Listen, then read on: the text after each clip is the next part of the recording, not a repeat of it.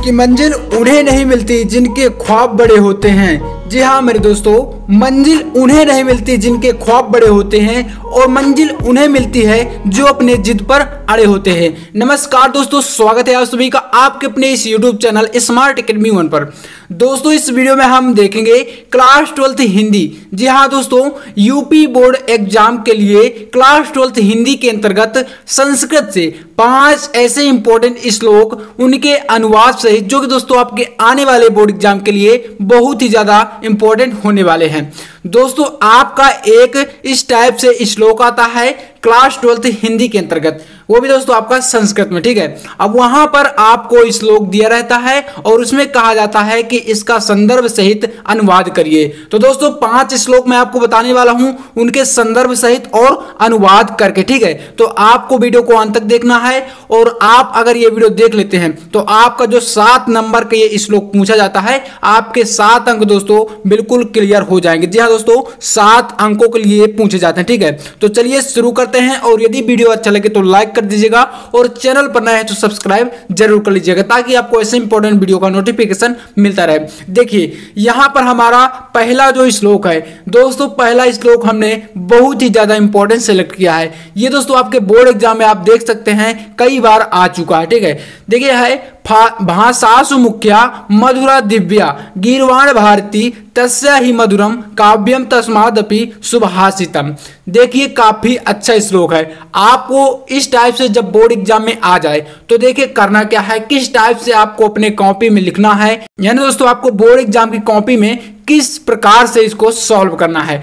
तो देखिए आप सबसे पहले यहां पर हेडिंग डालेंगे, तो जैसे संदर्भ लिखना है। अब देखिए 7 अंक का पूछा जाता है, इसमें आपका 2 अंक जो होता है संदर्भ का होता है, यानी 2 अंक संदर्भ का और 5 अंक बाकी का जो होता है वो आपका अनुवाद, यानी हिंदी से अनुवाद जो करना होता है उसके लिए होता है। तो संदर्भ देखिए कैसे लिखेंगे, यहां पर है यह श्लोक, ठीक है, यानी कि जो श्लोक है यह श्लोक संस्कृत दिग्दर्शिका के सुभाषित रत्नानी शीर्षक पाठ से लिया गया है। यानी इतना आप लिख देंगे तो आपके 2 अंक बिल्कुल क्लियर हो जाएंगे, ठीक है। यानी दोस्तों संस्कृत दिग्दर्शिका आपका जो बुक है उसका नाम हो गया, यानी जो उसमें पार्ट है, ठीक है। सुभाषित रत्नानी मतलब ये चैप्टर का नाम है। इतना आप लिख देंगे तो ये आपका हो जाएगा संदर्भ। अब बात आती है कि अनुवाद देखिए कैसे लिखें, क्योंकि संस्कृत है, संस्कृत को समझना पड़ता है थोड़ा सा, तभी आप उसका हिंदी में अनुवाद कर पाते हैं। देखिए भाषा सुमुख्या मधुरा दिव्या गीर्वाण भारती, तो देखिए समझिएगा यहां पर हमने लिखा अनुवाद, हेडिंग डाल दिए, ठीक है।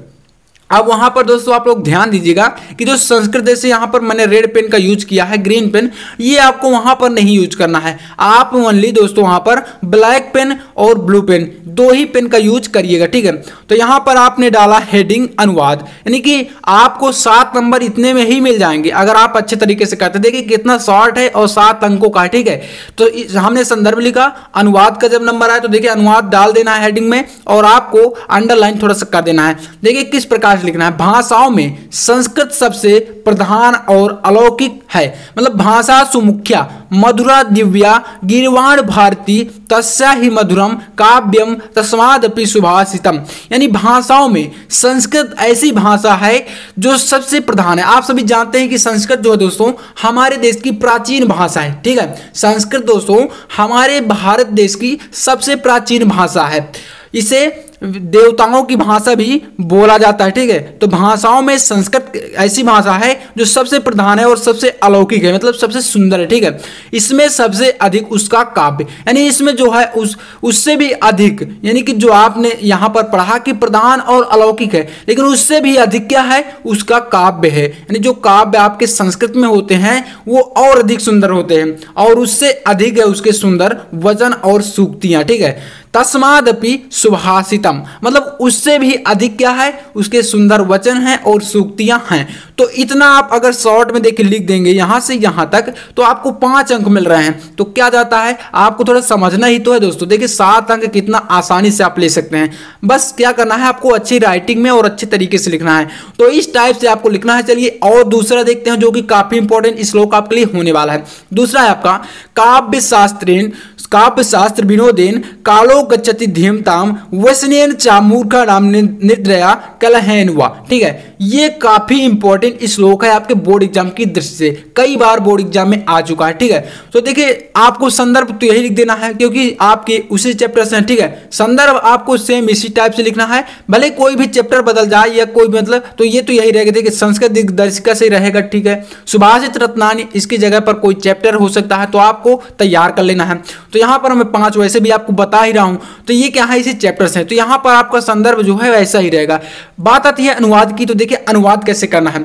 यहाँ पर है काव्य शास्त्र विनोदेन कालो गच्छति धीमताम, यानी काव्य शास्त्र विनोदेन कालो गच्छति धीमताम, जो बुद्धिमान लोग होते हैं। ठीक है, मतलब जो धीमताम मतलब बुद्धिमानों का समय काव्य शास्त्रों की चर्चा और आनंद में बीतता है। मतलब काव्य शास्त्र विनोद मतलब आनंद, कालो मतलब समय, गच्छति मतलब जाता है, बीतता है, धीमता मतलब बुद्धिमान लोगों का। अतः दोस्तों बुद्धिमान जो लोग होते हैं उनका समय किस में व्यतीत होता है, काव्य के शास्त्रों की चर्चा करने में, आनंद में बीतता। ठीक है, वहीं जस्ट इसके अपोजिट वसनेन चा मूर्खा नाम निद्रया कलहेन हुआ, मतलब इसके अपोजिट कहें तो मूर्खों का समय। ठीक है, मूर्खों का समय जो होता है बुरी आदतों में, व्यसन मतलब लड़ाई झगड़ों में, सोने में, इन सभी में मूर्खों का समय बीतता है। मतलब दोस्तों आप यहां पर समझ सकते हैं कि जो बुद्धिमान लोग होते हैं उनका समय किस में जाता है, तो उनका समय जाता है काव्य शास्त्रों की चर्चा करने में, अच्छी अच्छी बातों को करने में और आनंद में। ठीक है,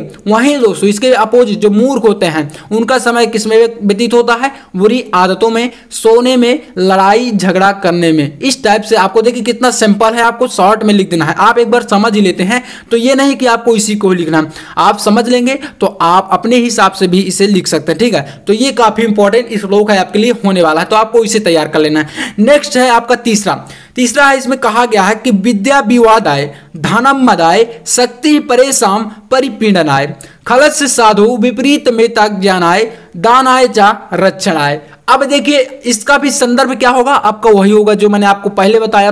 बात करें इसके अनुवाद की, तो देखिए अनुवाद को समझिए। विद्या विवाद आए मतलब दोस्तों यहां पर समझिएगा, थोड़ा सा इसको अर्थ को समझना काफी अनिवार्य होता है। अगर आप समझते नहीं तो आप वहां पर थोड़ा सा मिस्टेक कर देंगे। ठीक है, तो देखिए दुष्ट की जो विद्या होती है, यानी विद्या विवादाय धनम मदाय शक्ति परेशान परिपीडनाय, यानी जो व्यक्ति खल होते हैं मतलब खलस, ठीक है, दुष्ट लोग होते हैं जो, उनकी जो विद्या होती है वो किसके लिए होती है, विवाद के लिए, लड़ाई झगड़ा करने के लिए। धन किसके लिए होता है, मतलब संपत्ति, मद अर्थात घमंड के लिए। ठीक है, दूसरों की मदद नहीं करते, वो क्या करते हैं, घमंड करते हैं, मद के लिए होती है। और शक्ति क्या होती है, मतलब उनके पास जो शक्ति होती है, पावर, वो किसके लिए होती है, दूसरों को पीड़ा पहुंचाने के लिए, मतलब दूसरे लोगों को वो ज्यादा से ज्यादा परेशान करते हैं, इस टाइप से कहें। ठीक है, तो ये हो गया आपका दुष्टों की बात।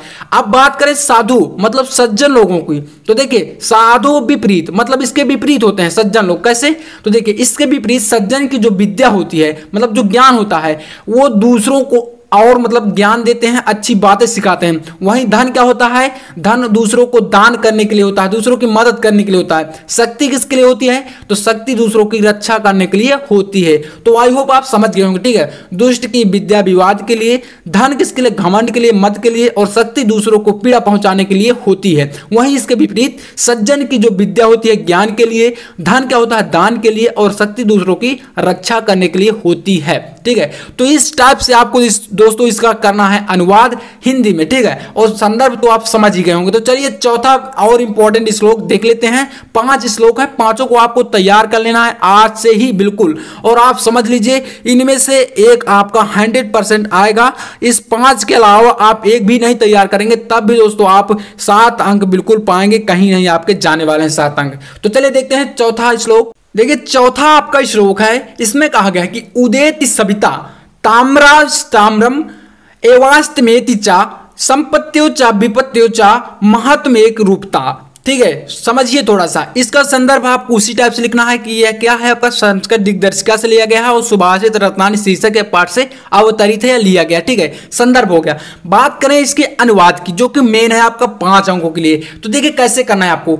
यहां पर समझिए उदेति मतलब उदय होते समय, सविता मतलब जो सूर्य है। ठीक है, सविता का मतलब है सूर्य। ठीक है, सूर्य उदित होते समय, ताम्र इस ताम्र मतलब लाल होता है। ठीक है, सूर्य जब उदित होता है, आप सभी लोग देखते होंगे, जब सूरज जो है दोस्तों सुबह उदय होता है मतलब निकलता है तो कैसा होता है, लाल कलर का होता है। और अस्त होते समय भी मतलब ताम्र इस ताम्र एवास्तमेति चा, जैसा उदित होते समय सूरज होता है मतलब जिस कलर का, उसी कलर का होता है अस्त होते समय। यानी आप देखेंगे कि शाम और सुबह है जब सूरज उदित होता है और जब अस्त होता है एक ही कलर का होता है, यानी लाल कलर का। ठीक है, संपत्त्युचा विपत्त्युचा महात्म एक रूपता, मतलब दोस्तों इसी प्रकार से संपत्ति एवं विपत्ति दोनों परिस्थितियों में महापुरुष महात्म एक रूपता, मतलब जो महापुरुष होते हैं, अच्छे लोग होते हैं, एक रूप में रहते हैं, अर्थात सुख हो या दुख हो उनका कभी मनोबल नहीं गिरता। कहने का मतलब है दोस्तों कि सूरज जिस प्रकार से उदित होते समय लाल होता है, अस्त होते समय लाल होता है, उसी प्रकार से संपत्ति यानी कि चाहे सुख हो या विपत्ति मतलब दुख हो, दोनों परिस्थितियों में महापुरुष जो होते हैं वो एक रूप में रहते हैं। मतलब दुख के समय ना ही ज्यादा वो दुखी होते हैं और सुख के समय ना ही ज्यादा वो प्रफुल्लित होते हैं या प्रसन्न होते हैं। ठीक है, इस टाइप से आपका ये हो गया चौथा काफी इंपॉर्टेंट श्लोक। तो चलिए देखते हैं पांचवा श्लोक। देखिए पांचवा है, जयंती ते महाभागा जन सेवा परायण जरा मृत्यु भयम नास्ति येषाम कीर्ति तनो क्वचित। अब इसको समझिए, आपको संदर्भ तो वही लिखना है। ठीक है, संदर्भ आपको उसी टाइप से लिखना है, आपको चैप्टर का नाम पता होना चाहिए। ठीक है, अब यहां पर बात करें अनुवाद की तो देखिए अनुवाद समझिए, यहां पर यही मैंने आपको इसीलिए पूरे लिख कर बताएं कि आपको किस टाइप से बोर्ड एग्जाम में लिखना है। ठीक है, तो जयंती ते महाभागा जन सेवा परायण, जन सेवा में लगे महापुरुषों की जय हो, जिनके यश रूपी शरीर को कहीं भी बुढ़ापे और मृत्यु का भय नहीं होता। मतलब जयंती ते महाभागा जन सेवा परायण, जो दूसरों की सेवा कर रहे हैं, परायण जो दूसरे लोगों की सेवा कर रहे हैं, ऐसे महापुरुषों की जय हो, उनकी मतलब विजय हो। ठीक है, जिनके यश से जरा मृत्यु भयम नास्ति, ये शाम जिनके मतलब जिनके वजह से यश के रूप से मतलब जिनके यश रूप से शरीर को कहीं भी बुढ़ापे और मृत्यु का भय नहीं होता। जरा मृत्यु भयम नास्ति येषाम कीर्ति तने क्वचित, मतलब जिनके यश रूपी शरीर को कहीं भी बुढ़ापे और मृत्यु का भय नहीं होता। तो ये आपके सिद्धांत यहाँ पर, और इस सिद्धांत को स्वीकार किया गया है आज भी। ठीक है, कौन कौन से हैं तो देखिए, अहिंसा हो गया, सत्य हो गया, चोरी ना करना, प्रमाद न करना और ब्रह्मचर्य, ये क्या सिद्धांत। ठीक है, तो ये 5 सिद्धांत हो गए। और दोस्तों आपको वीडियो अच्छा लगा हो तो लाइक जरूर कर दीजिएगा। अंत में आपके लिए एक इंपॉर्टेंट न्यूज है, अगर आप लोग किसी भी सब्जेक्ट का क्लास 12th में दोस्तों किसी भी सब्जेक्ट, चाहे हिंदी, अंग्रेजी, फिजिक्स, केमिस्ट्री, बायोलॉजी, जिस भी सब्जेक्ट का आपको फ्री में, जी हाँ दोस्तों बिल्कुल फ्री में आपको PDF नोट्स चाहिए, आपको किसी भी सब्जेक्ट का बुक चाहिए, तो आप हमारे टेलीग्राम चैनल स्मार्ट एकेडमी 1 से प्राप्त कर सकते हैं। लिंक डिस्क्रिप्शन में है, तो आप एक बार विजिट जरूर करिएगा। तो चलिए मिलते हैं नेक्स्ट वीडियो में, तब तक के लिए जय हिंद, वंदे मातरम।